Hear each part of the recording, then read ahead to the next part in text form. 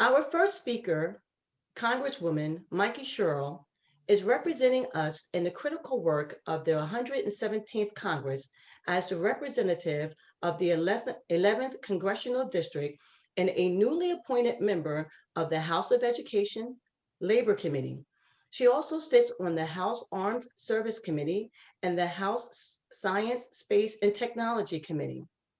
Congresswoman Sherrill understands difficult times, the need for grace under pressure, and the need for strong leadership. After graduating the United States Naval Academy in 1994, she served our nation as a Navy helicopter pilot, served our state in the U.S. Attorney General's office, and is now a member of Congress, where she has successfully authored 4 bills in her first term that were enacted into law. Congratulations. Congresswoman Sherrill holds a bachelor's degree from the United States Naval Academy, a master's degree in global history from the London School of Economics and Political Science, and a law degree from Georgetown University. She and her husband, Jason, a fellow Navy Academy graduate, live in Montclair, New Jersey, and are raising their 4 children. Thank you for joining the New Jersey principals and supervisors today, Congresswoman Sherrill. Well, thank you so much for that great introduction, Dr. Moore. I really appreciate it. Thanks to the New Jersey Principals and Supervisors Association for inviting me to join you this morning. I always hate speaker view when I'm speaking, but thank you so much. I'm so glad you organized this virtual event. And it's wonderful to see so many friendly faces here. I know that our First Lady will be speaking. Senator Ruiz, who just joined us on a roundtable Zoom last week, focused on the effects of COVID on the Hispanic community. I also want to say hi to Assemblywoman Lampett, John Mooney, Dr. Gleason, Dr. Dworkin. Just wonderful to see the support that our schools have. I always tell people that we have the best students in the nation right here in New Jersey. And our teachers and our education leaders, like all of you, are responsible for that. Your advocacy is critical to ensuring that we have the best educated students in the top schools in the nation. So as we focus on the broad challenges facing our students and our workforce, I'm very excited to share that I've joined the House Education and Labor Committee for the 117th Congress. In this new role, I'll have the opportunity to support students and teachers to expand access to education, opportunity, healthcare, as well as protect and bolster workers' rights and union labor. So I'm also pleased to share that I'm a member of the Higher Education and Workforce Investment Subcommittee. This subcommittee has jurisdiction over education and workforce development beyond the high school level, including the Higher Education Act, adult education, post-secondary career and technical education, apprenticeship programs, science and technology programs, domestic volunteer programs, national service programs, and our community colleges. So it's a broad range of issues that I'm very excited to tackle. There are a lot of priorities facing the Ed and Labor Committee. We need to double down on our efforts for workers, students, and teachers as we continue to work to reopen our businesses and tackle the economic crisis. New Jersey, like so many areas across the country, has really struggled under the weight of this pandemic. We were hit very hard early on, and our schools and all of you have faced the brunt of the difficulties adapting to an ever-changing reality as students and teachers try to keep up with their daily work, but also keep up their spirits. When our country first began to shut down as a result of the pandemic, schools scrambled to virtualize the classroom to make the transition to online learning as seamless as possible. So while schools have made it work to the best of their abilities, I can speak from personal experience just how tough our current situation is on children, parents, caregivers, and educators. Today actually marks 1 full year since my children and many others were last in person at school. 1 full year. I have children in elementary, middle, and high school. And no matter what age, virtual learning is just not working very well. My husband and I have tried to help them through their virtual classes with assistance from our babysitter, but even that isn't enough. I often find at the end of the day, assignments have been missed or we're playing catch up More often than not, I'm receiving emails from teachers about what I need to work with them in the evening or get them to turn it in for the next day. And I know that we're luckier than most. So this pandemic and the closure of schools that has accompanied it has had really harmful effects on children across the country. According to a McKinsey analysis of fall 2020 standardized tests, students' learning in math over the past year was 33% less than expected, and their learning in reading was 13% less than expected. Researchers at Brown University estimate that school closures in the spring and summer may have cost students 1/3 of their learning gains in reading and half their learning gains in math relative to a typical school year. And even worse, there's also growing evidence that school closures are harming students' mental health, as kids are deprived of social interaction with others, as well as the mental health services that schools provide. Hospitals have seen a large increase in mental health emergencies among children during the pandemic, and school districts around the country have reported an increase in worrying mental health behavior. School closures are likely leaving behind students with disabilities as well. According to an October survey from the advocacy group Speak Up Parents, 76% of parents with children in special education programs said that their child wasn't able to learn effectively via distance learning with the current level of school support they're receiving. School closures don't just impact our children, they've harmed the employment recovery from this crisis, as parents, predominantly mothers, have had to stay home to take care of their children. Research published by the New York Times suggests that over 1 million mothers have left the workforce because of school closures. The labor force participation rate of mothers with school-aged children fell by almost 5 percentage points when the first wave of school closures hit the country in April of 2020. And there's strong evidence that school closures haven't just reduced academic achievement, but also have significantly exacerbated inequities in our educational system. In that McKinsey analysis of standardized testing, school districts that are majority non-white saw much larger learning losses than majority white school districts. So similarly, a higher percentage of students of color are in school districts that are still doing virtual learning. A recent report found that 67% of Black students, 67% of Hispanic students, and 71% of Asian students were in remote-only school districts, compared to just 53% of white students. In communities already devastated by disparate impacts of coronavirus related to health, they are also facing disparate impacts of school closures. So we have to get students back to school as soon as possible. The learning loss accumulated over the past year is going to be an uphill battle, trying to make up for lost time. And it's deeply frustrating that we didn't see teachers prioritized at the beginning when vaccines were first being rolled out, something I first called for in December and have been working towards ever since. I'm pleased that all are eligible now, but restaurants are now allowed to fill their indoor dining to 50% capacity, but our students are still expected to learn over Zoom. Luckily, under the Biden administration, we've seen a renewed sense of focus on the pandemic that I think will help to ensure the United States emerges from this crisis stronger than before. On Wednesday, I voted to send the American Rescue Plan to the president's desk to sign into law the crucial relief we need across this nation, with key measures designed to expand vaccine distribution efforts, help kids get back in school, get people back to work, support small businesses, and keep first responders on the job. This package is a significant step forward in the effort to finally end this pandemic and address the economic and public health crisis facing New Jersey and the country. There are strong provisions included in this bill that support our schools in getting our children back in the classroom safely.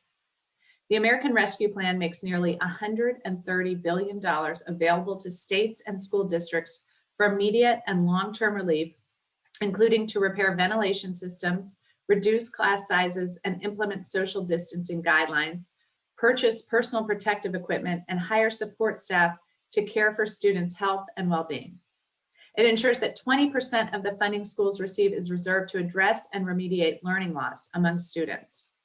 It provides nearly $40 billion for institutions of higher education, and it requires institutions to dedicate at least half of their funding for emergency financial aid grants to students to help prevent hunger, homelessness, and other hardships facing students as a result of the pandemic. It also allocates $7.6 billion to expand internet connectivity to students and communities. There are reimbursements for schools and libraries, central points for connectivity in many communities, to purchase equipment such as hotspots, internet service, and computers on behalf of students and patrons. Expanding access to vaccines, testing, and PPE materials key to getting this virus under control and returning to our normal way of life. So the American Rescue Plan includes over $20 billion to establish a national COVID-19 vaccination program and improves the administration and distribution of vaccines, including $7.5 billion for FEMA to establish vaccination sites across the country. It also allocates $51 billion to expand testing, contact tracing, and mitigation and related activities. Looking beyond COVID, the Ed and Labor Committee has set forth an agenda that aims to create a future where everyone can succeed. The American dream promised to each new generation has often had caveats and seems to be more harder and harder to attain. Opportunity begins in the classroom. So with the right resources and a good teacher, any student can go far. But today, great inequity defines our education system. Our public schools are more segregated than any point in our history. Education seems to be the first on the chopping block when it's time to make budget cuts, and teachers are overworked and underpaid, trying their best to teach unmanageable class sizes. So if we want to set students up for success in college or the workforce, we need to reevaluate how we treat our teachers and education in general. The American Rescue Plan is an important first step in reinvesting in our schools and educators, but this must be a long-term project that we consistently focus on. I'm pleased that the Education and Labor Committee has made it a key priority to provide schools with the resources they need to hire back all of their teachers and strongly combat learning loss, both right now and over the next decade. As the education recovery continues, we'll make sure that our students and educators are not left behind. So thanks so much for having me, for all the work you do. I hope what you're hearing from me right now is that there is a tough battle ahead. There's work to be done, but we're working hard to make sure you have the support you need to get that work done and to take care of our students. So thank you very much. And I'm going to turn it back over to Dr. Moore so we can get started with the Q&A. Congresswoman, this is good morning, and thank you for being with us. My name is Dan Higgins. I'm the Communications Director for NJPSA, and thank you for agreeing to take a couple of questions that were pre-submitted by some of our members. The first question is, many parents in my community who may have exceeded the income eligibility requirements for the new stimulus bill in 2019 have since lost their jobs in 2020 due to the pandemic. It seems that they will not be eligible for a stimulus check due to the rules of the American Rescue Act. What can you tell us about the eligibility rules to receive this financial stimulus support? And does the bill reflect the current circumstances of individuals or rely on past income? That's a great question and something that we've heard a lot about. A major concern regarding the $1,200 stimulus checks passed through the CARES Act was that, as you said, many individuals who earned above the income limits in 2019 had now lost their jobs and needed the support, but were unable to receive that check. The American Rescue Plan helps fix this particular problem by allowing everyone to use their 2020 tax return, if they choose, to become eligible for the $1,400 stimulus checks. So someone who earned above the income limit in 2019, but then lost their job in 2020, can now file their 2020 tax return and receive their $1,400 check. Because of this, I strongly urge anyone who saw a decline in income from 2019 to 2020 to file the 2020 tax return as soon as possible, because that will help them become eligible for more financial assistance. That's great. Thank you very much for that. Our next question is, the US DOE, under the new administration, is requiring states to give standardized assessments to students this year, but allowing certain flexibilities, including choices about the length and the timing of the state test. As New Jersey and its schools have been particularly hard hit by COVID-19, the New Jersey Department of Education has filed a request for a waiver for this state testing requirement this year due to the need to focus on the social emotional health, safety, and wellness of our students and staff, and the variety of academic instructional supports that districts and the state are providing. Our students and staff and the variety of, our association supports this waiver request, which is supported by a strong data collection system and multi-tiered system of supports for students. Can you assist our state by working with the US DOE to keep the door open on special cases like New Jersey's waiver request? Well, I don't think I have to tell all of you that the pandemic has put severe stress on our nation's education system. Educators, parents, students have had to really adapt to simply incredible challenges.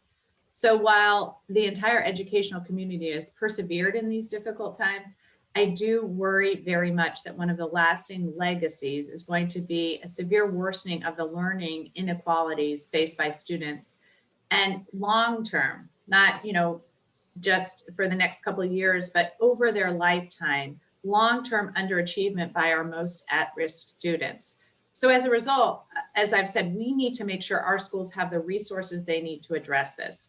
The legislation reserves almost $30 billion for this very person, which I greatly appreciate. And an important part of this effort to combat learning loss is to identify which school districts and students have seen the largest decline in educational attainment, so that we can focus the resources on them. So I do believe at some point we are going to need some testing to determine the districts we need to emphasize when distributing resources from this legislation and future ones.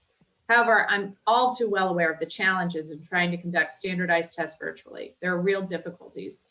Teacher monitoring of test taking, broadband access, and student participation that would really be significant impediments to these tests being effective metrics and targeting learning loss results. So as a result, I hope that we're able to re-implement our testing system, but I recognize the need to delay such testing if, for example, virtual testing is the only option. So I hope New Jersey and the administration are able to work together to determine which system best fits our reopening situation, and that we'll be able to conduct a nationwide assessment of our educational needs in the coming months. Hi, my name is Karen Bingert. I'm the immediate past president of NJPSA and the principal of Hillsborough High School. I'd like to just thank you for your time coming here today and for saying things that are layered in the reality of what we're experiencing in our schools. The testing issue is a really big one, and I appreciate a lot of what you outlined there and your work at the federal level to kind of bring that sense of reality to, we all want to measure our students, but the test this year, really not the way to do it. So, you have at your disposal through this group in particular, our council and all of us here, we are practitioners who are more than happy to give you concrete information, feedback that you can take to anybody that you would like to talk to about the value that we do place in testing, because of course we as educators recognize the importance of assessing our students. But this year, something that's going to check a box, or frankly, something where parents may make a decision and be worried that placement will be determined from this test. So are parents taking the tests? Are students taking the tests? There's just so much about the situation that is not based in the reality of what we're experiencing in the pandemic. So we have lots of people here ready to help you if you need information, and I'm front of the line, ready, willing, and able to have a conversation about this. Yeah, thank you. I think there's probably a real difference across the nation in where children are in school. And I think that's why generally the states, state by state, have been applying for waivers. And I do think that's something that the federal government really needs to deeply understand each state's concerns and why they are. In my children's educational experience right now, as I mentioned, they are still not an in-person or hybrid school. They haven't darkened the door of a school in a year. I don't know how some of these tests would be effectively monitored. Beyond that, I think just getting my kids through the day right now is very difficult.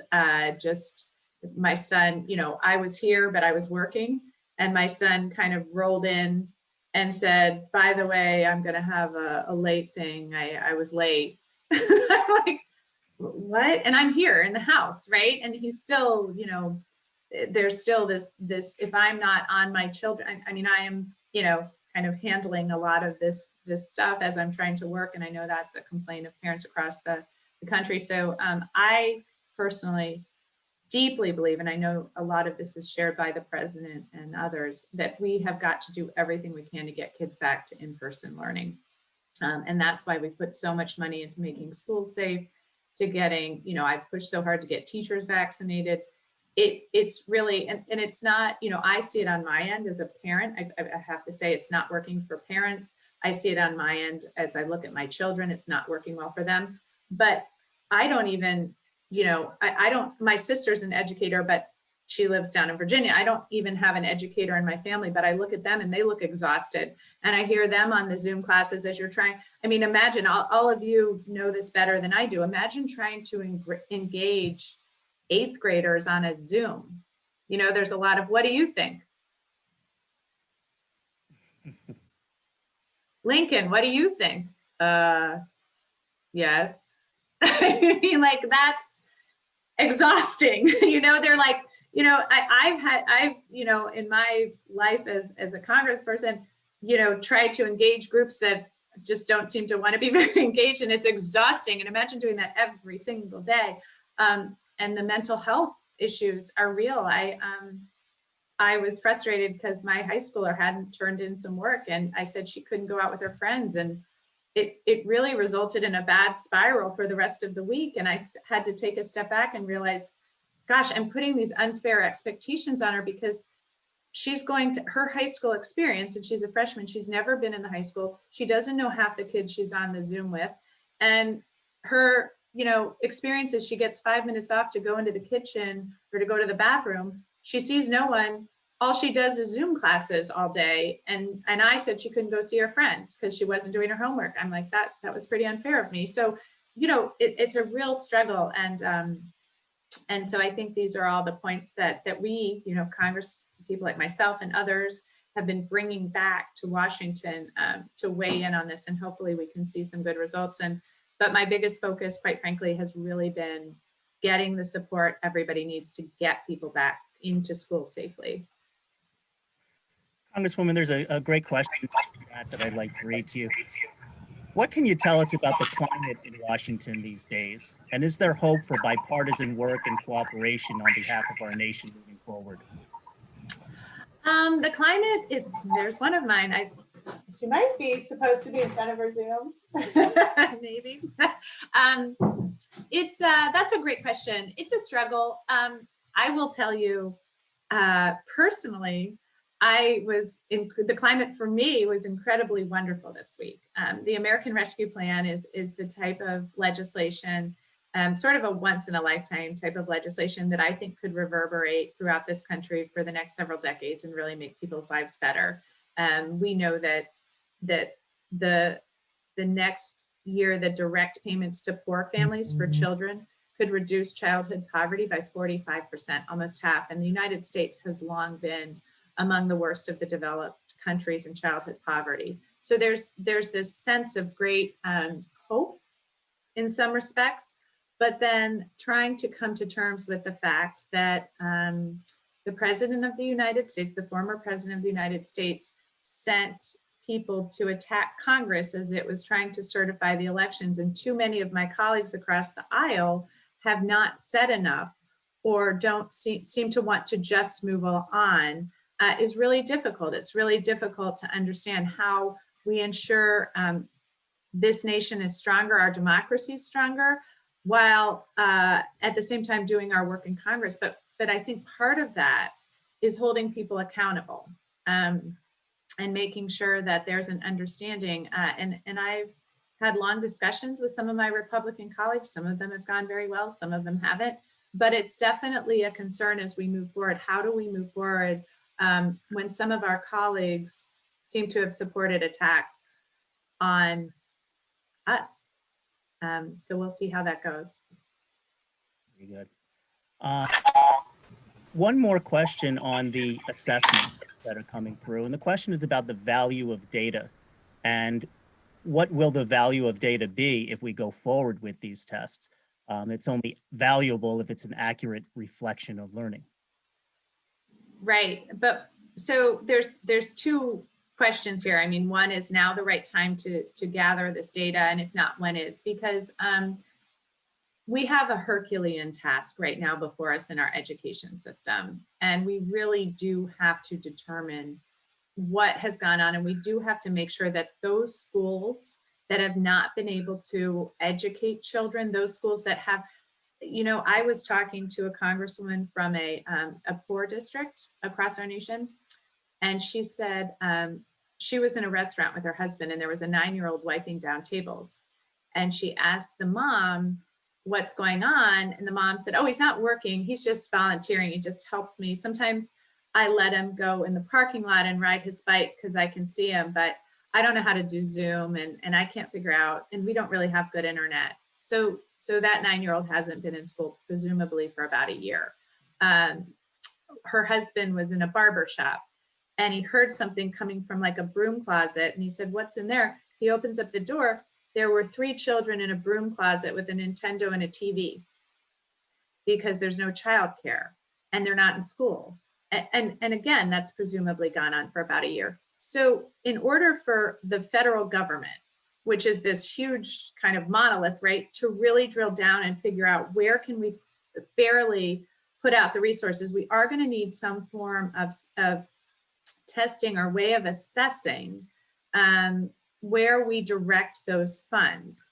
And if we don't do that, if we just had sort of a grants program, well, many of our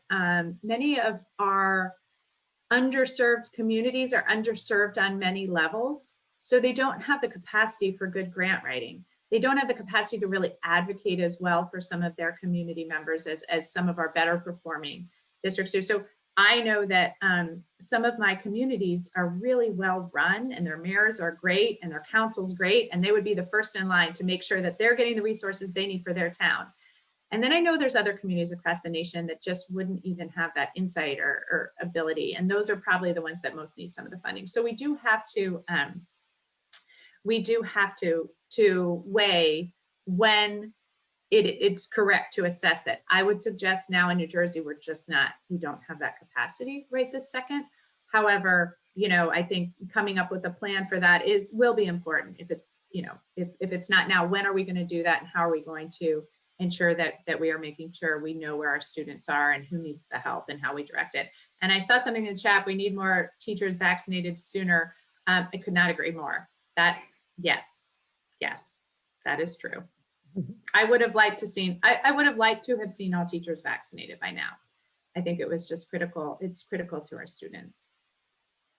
Congresswoman Sherrill, this is Pat Wright, the Executive Director of NJPSA, and on behalf of all of our members, on behalf of all of our educators in New Jersey, I want to thank you so much for taking the time to be with us today and to share your knowledge and expertise, because it's clear that we have great support from you in Washington, here in New Jersey as educators. So thank you so much for your commitment, for your service, and we truly do appreciate you being here with us today. Well, thank you all so much. Thanks for having me. As you know, I'm on the Ed and Labor Committee, so I assume I will be hearing from you more, and I hope I will. And take care, stay safe, and I'll talk to you soon. And thank you for all your service and your work. Thanks.